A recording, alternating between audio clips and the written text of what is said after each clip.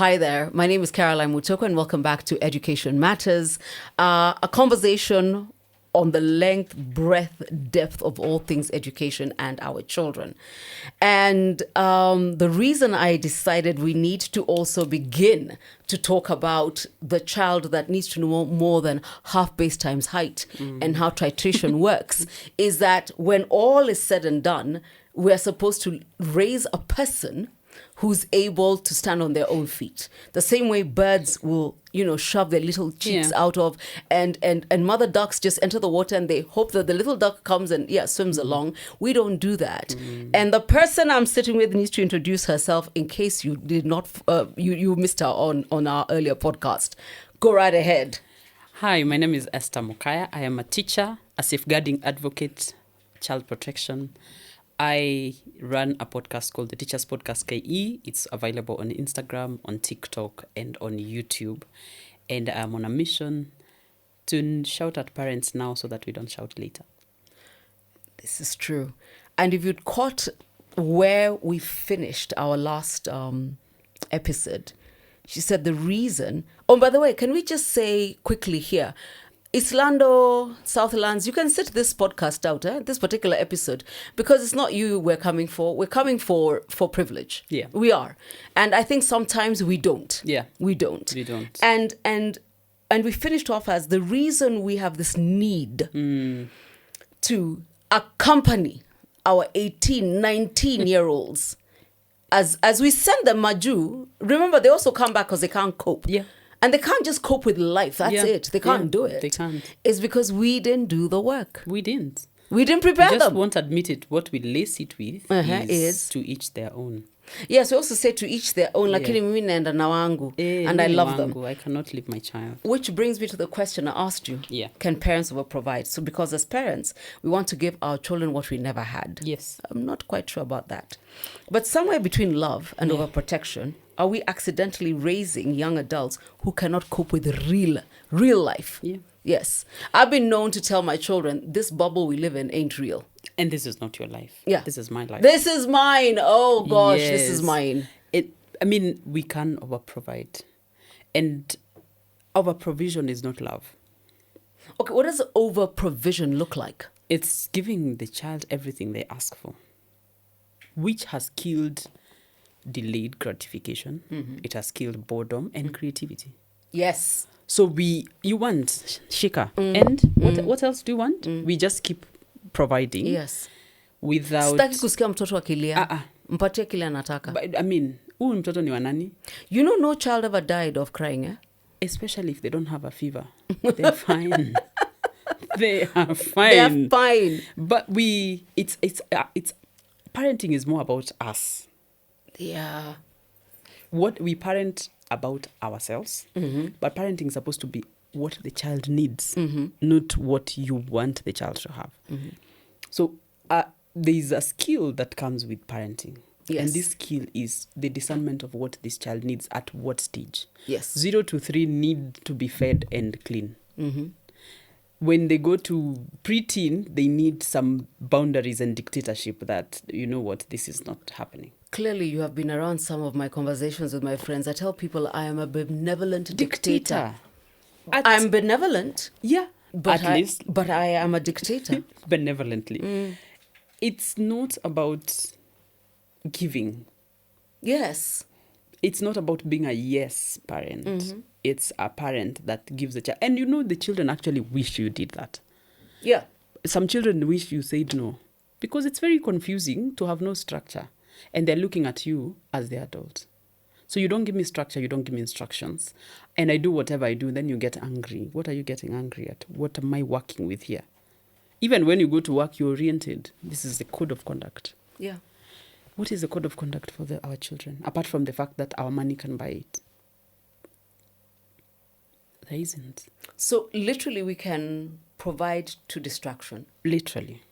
This is not even at year's figure of speech. You can provide to distraction because this child then gets to teenage and the world is telling them you need to grow up. And they don't know what that looks like. What does that look like? What is that? Yeah. Oh, man up. Oh, my God. They don't know what that is. But what they know is that my dad has been there, my mom has been there. So your relationship becomes transactional. What can I get out of it? And when you don't give me, I get angry. Yeah. Then you guilt trip me for being an ungrateful child. But you've trained me to want things. And get them. Anytime I want them. Including firing the house help that tried to raise an issue. So I became a mom at 35, and I have always said this. I am so grateful for all the women who were around me who said, and you said that thing about structure, scaffolding, and boundaries. And I remember even when I was told, get the sleep training right, get meals and things like that right, is because the truth is humans thrive where there's structure. Thank you. But now the problem is, let me speak as a teacher. You now want to transfer the problem to the teacher. Why can't the teachers... Teachers are also saying no. They are, because 6 hours cannot heal or restore bad parenting. All right. It can't. 6 hours, I'm here to manage it. Yes. And I will manage because there's boundaries and there's a code of conduct, and maybe I am very consistent with it. Yes. But the parenting job is not the teachers. And we can push it as, what do you do to get the children to do homework? It's homework. There's a reason it's It's called homework. We will give them the laptops, yes. We will give them the books, yes. In fact, if there's anything millennial parents especially do well, is provision. Children will lack for nothing except where it matters. And it doesn't matter how smart your child is. If you're not providing the structural support, that child is lost. Unless a child, by a miracle, by a hand of God, is self-directed and somehow finds a way. But I think I also told you my situation as my daughter came into her teenage phase. Yeah. Is that I also learned that at some point I needed to understand I couldn't fight 8 hours of who and who and who, and so does this and so does that. So I changed the environment, and I needed, and I know one day everybody will understand my story. For now, but I literally, it was handbrake. Yeah, get out. Yes, and then I reset. Yeah, hard reset. But it was a very hard reset. One day I'll tell that story. Yeah, but I also knew I couldn't win with that setting, with that environment, and it had nothing to do with the teachers or the head or the school, nothing. It's that my child was drawn to and wanted to be with your crazy kids. But you see, yes, and I needed to take my child out because she's no saint, but I knew that this was not going anywhere. We cannot fix this. We can't fix it. By the way, we can't heal. We can fight other fights later. Yeah, but this we can't fix. This one we can't do. Now that's because we are pleasing our children, and because the school they go to makes us feel good about ourselves. About ourselves, we are not able to see past saving the child. Yeah, we are looking at, but the school. There's a name, there's a tag, and it's more about us. What are the teachers doing about it? I mean, what can the school help us do? And at a certain point, I agree that there needs to be a school-home partnership, a very strong one. That I am okay with. But the heavy lifting has got to be done by the parent. The school is going to do what they can to survive. Yes. And stay out of trouble. Yes. And run a normal school. But the parenting job has got to be done by the parent. So I know you did talk about this on one of your segments. This thing where we have the 42-year-old who lives at home. What is that? Is that the over-providing until cannot buy half loaf? Cannot. What you're asking the 42-year-old to do was never for their life, the life of this boy child or it's mostly boy children, by the way, they don't know what it looks like when mom says no. Actually, now that you've gone there, let's talk about the way we raise our boys, because the standards we've set for our daughters are as rough as the ones our mothers set for us. Yes. But what is it we're doing with our sons? We need a whole study. That's a thesis. What are we altogether. doing? And it's the moms. And it's the And precious one. And one person in the comments said, Boy. you're not talking about the moms who stayed and you're shaming. That's a different. We'll get to that. Mm-hmm. But these are not even moms whose dads were absent. No. It's the moms who called the boy to the kitchen and said, "Don't worry, I'll give you the money. Don't worry with your father. Yes. Don't worry." Yeah. And it's because the society had glorified the boy child. This, I have 5 girls, 1 boy. Oh, my son. My son. Meanwhile, the girls are flying. Yeah. But now the girls have got to come back and parent your son for you in your absence or in your I old age. cannot raise your son. I refuse. But that's what a lot of girls are doing. And a lot of women who then walk out of their marriages do. Because I'm not seen raising it. your son. And then you're here giving me pressure about the son you raised badly. Yes. I mean, He doesn't like his rice done like that. Grown would you guy. like me to talk about the things he doesn't do Yeah. that you did not teach him, or would you like me to? And then you want to also come into my parenting. So we have a cycle of men that are lost, honestly lost. And those are the men that will come to the comment and like, what if a mother just loves their son? What if a mother loves all the children? What happened to, these are all my children? And now we have a society of, that's why grandparents are now raising. They're like, No. it's That one boys' child. That's definitely, I mean, if you want, I'm happy to sit on your podcast so we can Yes. talk about it. Yes. Because I don't know that you ever heard the story I told about this amazing woman who caught me and my girlfriends having a meal. But we were giggling and at some point she came over and she asked us, you're such lovely girls, but I couldn't help but notice that clearly you're single, you're not married. And it was my friend Valentine. I'll never forget. She just looked at her and told her, did you raise me a husband? Oh.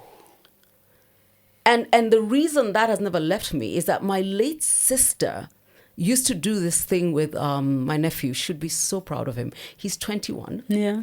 We'll be finishing at USIU. Wow. Time flies. Wow. But I remember when he was about 5, 6, when I used to go to her house in Kileleshwa, he would come in after playing with the girls downstairs and she'll look at him and say, who are you playing with? Did they go home? Yes. Did you see them go through the door? I used to tell her, Reg, he's 5. She said, I'm not raising a boy, I'm raising a man. Bas. So even as she passed away, she had already told me the mission is to create a man out of Richard. And the template she created outlived her. Because we There don't know you if go. you are going to be here tomorrow. You know? You don't know. You Sure, I'm raise not as if raising you're a raising boy. for today. I'm raising a man. And the man hears it better when they're not in trouble. That's also true. So we start telling them to man up when they're in trouble, but nobody has told me what that looks like. What does that look like, by What the way? is man up? What is what? What is that? And children are now, you see, Gen Zs and Alphas are beginning to push back. It's like, man up like who? Yeah, like who? Who would you like me to model myself on? I had one student tell me, I would like to be the man my mother is. Ooh. And that was an indictment on the father. And they were saying that in the presence of the father. Yeah. Because there's a whole other trauma there where as women we became the men we wish we could find. Yes. And because of that, and because you've been a woman all your life. Yes. There are things you can't You teach do a it boy. poorly. You do it badly. In fact, can't. you'll overprotect and weaken the muscles of that man. Yeah. But why are we doing that? Why is provision the only thing we bring to men? Why are we not talking about protection? Why are we not talking about leadership? Why are we not talking about, respect for women? Yes. Why is provision the only thing that we measure success with? Wow. Why are we so limited? I say to my students, this is going to be the generation that has the most information, yet the dumbest. I second that. Because the information is to their detriment. It is. Yeah. Do you know where else I see that we seem not to have raised the future leaders and men we need? When I look at Gen Z activists online, the most vocal are female. Thank you. In fact, the men will attack them on their own, yes. Yeah. And I'm like, but TikTok's free, dude. You go. You start one. You go. With your ideas Yeah. and your opinion. And what we are talking about here is governance. We're not Yes. talking about my body. My body, yes. We are not talking about women are this, women are that. We are talking, can we tackle this issue? Yeah. And that's how society has dealt the boys as well. It's like the women will lead and then we will insult them. So, and you know that I have a very vested reason for asking this question because I want to go back to school. Yeah. When they come to school as little people, Yes. it's all very well, you carry the little bag, you give it to the teacher, they go to school. But I noticed that when my daughter finally went to prep school, I still had these people. I'm like, she's 6 going on 7. Let her drag her bag to school. But I still see the driver who comes out and anampelekea bag mpaka kwa class. What are we doing? And as teachers, do you sometimes tell the parent, skiza? No, we have meetings to say this is the milestone at 5. For example, when my son was going to year 1, we were called to school. We were told at this age, we expect them to pack their bags. Pack their own bags. We expect them to write in their diaries. Yes. We expect them to carry their bags. Please, when you come, do not carry their bags. Do not carry his bag to class. You send Mutiso to carry the bags. Because why is my child getting tired? Wacha achoke na karaksak kake. Mutiso, carry the bags. In fact, Mutiso, go to the swimming pool area and look for the swimming costume that he left there. How will that child live in the US? You tell me how we are going. And because as Mutiso does everything for this child, you're still saying mission is I'm sending you to Dallas when you're 18, 19. Yeah. You're not going to cope. It's a whole forest. You're not giving them a map to that forest. You're just allowing them to wander through it. And the first thing they will find is the easy way out. And they will take it. Because Mutiso was the easy way out. Mutiso is not here now. Can I also take a moment to look at the camera and say, if you've dealt with me as a parent, you know that you're allowed to make that phone call that says, Nduku forgot her violin. You're allowed to make that phone call that says, Kimeu forgot his guitar. Because you cannot make it again, I will tell you, let him sit out the class so that he does not forget. Because in my house, bags are packed the night before. Bags are packed the night before and put downstairs. You are allowed to call me once to tell me. Mistakes happen. Mistakes happen. Then we learn from them. Yes. But do you know how many bags are brought to school? For me, it's that story of Mama Nduku. The other day, she forgot her tie. Wrong, mother. I told them, is there punishment for forgetting her tie? Can she take it? Yeah. But that's the thing. When I'm calling you... So I'd rather, by the way, I don't mind that she forgot it, but I'd rather that the person who was asked to call me now has to tell either the form head or the year head that actually we called her mother and her mother said, nonsense. Hanatai akai. In fact, the hope is that when I call you, you and I can collaborate in saying, punish. Yeah. Not rescue. But also, the tie has not been forgotten since. She's 15. I can't be bringing your tie to school. We use more... We are complaining about fuel prices. We use more fuel in bringing things that were left at home. And also, than going why? to school. Because my child cannot be uncomfortable. Discomfort. Everybody's going to ask them about their tie the whole day. Yeah. And I knew that. Yeah, but I am hoping that you do that. How many parents will be like, the call I'm making is not to punish you to come to school, because then I'm punishing you. It's for you to, when we get home, is I cannot be called again. I pay school fees. I make sure you get to school. You have one job, to get ready for learning. By the way, You have one job. But now if I get to class, one needs to go to the washroom. The other one needs to get their water bottle. The other one needs to call home. I need to tell my mom something. Do you know how much money is paid for you to sit here? you know. It's a lot. It's a lot. So we cannot spend 15 of those minutes back and forth. And they can't sit still. But you know why? The screen. We're going to get a lot of pushback in the comments. But I'm the parent who's very clear. I need to prepare you for a world that does not look like anything like where we live. There you go. This is a bubble.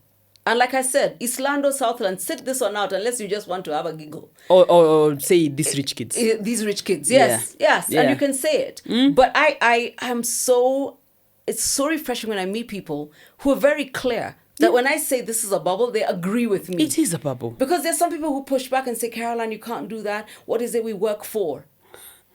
I don't work to be sending Wycliffe back to school to be a tie. When we're taking care of children, there's sexual abuse, there's neglect, there's emotional neglect and everything. Yeah. There's something that is called affluent neglect.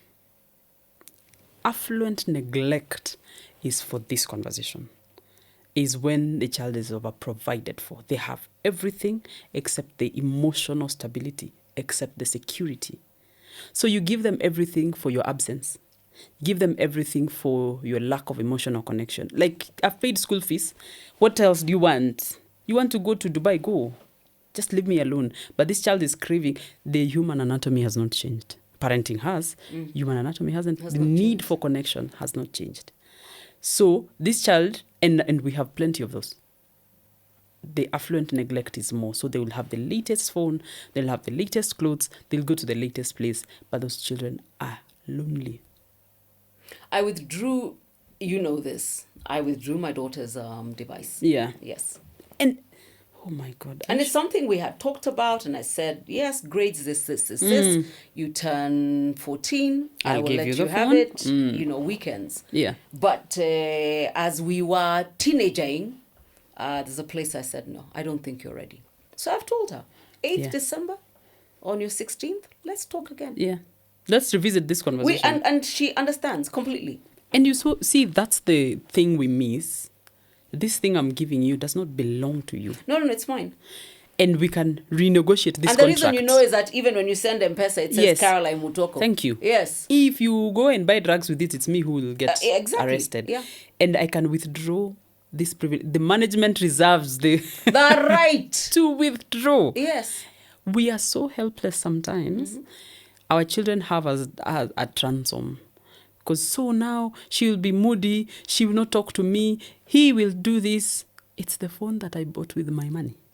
That is also destroying you. That is also destroying you and your child. No. And your relationship. Yeah. So it's that affluent neglect is a wide topic. I hope you will go into the depths of that on your podcast. I will. I'm shooting season 2 next month. I will. Affluent neglect. Yes. And all of you yes, we are providing to, I can't even distraction. To distraction. And it's, the children know that this is a parent of means. So if I'm not going to get the emotional protection I need, I'm going to take their money. Yeah. And I'm going to punish them while at it. While they are being called to school, at least it got you to school because you've never been there. The children will get the attention they need one way or another. So it might look like, oh, you're in trouble, I can't be called to school. Some children will tell you, well, let him come. Why does he keep to show? My daughter's idea of horror is me coming. Now there are those ones who want to punish them. Like, let's see what the money will do for them. I mean, what are we doing? What are we doing to our children? That the only time you will come to school is when there's trouble. Just show up and cause some, some drama. I need to know what's going on. Yeah. Send me this. I haven't sent this. And then Sometimes let's talk. I almost want to have a small therapy session for my children's teachers, because I will write and ask questions. So this, and I saw this on Google Classroom. Yeah. Has this assignment been done? If it has not been done, I'd like to know what is going on. A normal teacher loves that. And unless that I teacher do also has worry. an I issue. do worry that maybe sometimes I'm too much, but I've got very little time. No, She's 15. If she leaves home at In a 18, class- in I a- have very little in time. a class of 24 students, that's the maximum I can have. I'll tell you maybe 2 or 3 will follow up. The rest will come up for PTC, which is 10 minutes, Yes. and we will give It's you the like results. speed dating. It is speed dating. Yes. But that's the brief. Yes. It's important for a parent to have a relationship with this teacher. Yeah. And anything I tell you about your child is not an indictment on your parenting, is a wake-up call of maybe we need to adjust something. Well, okay. So yes, we can provide to destruction. Yeah. And there's something known as affluent Neglect. neglect. In our next conversation, I want us to go down. So parents of children under the age of 10, Yeah. are little boys and little girls different? Oh, they are. No. Oh, they are. In school. Oh, they are. It's night and day. It's night and day. Yeah. Please come back to the next episode of Education Matters with teacher Esther. Jezi na Nyinyi. and Nyinyi being parents. Yeah. Nyinyi, eh. Yes, Nyinyi being parents.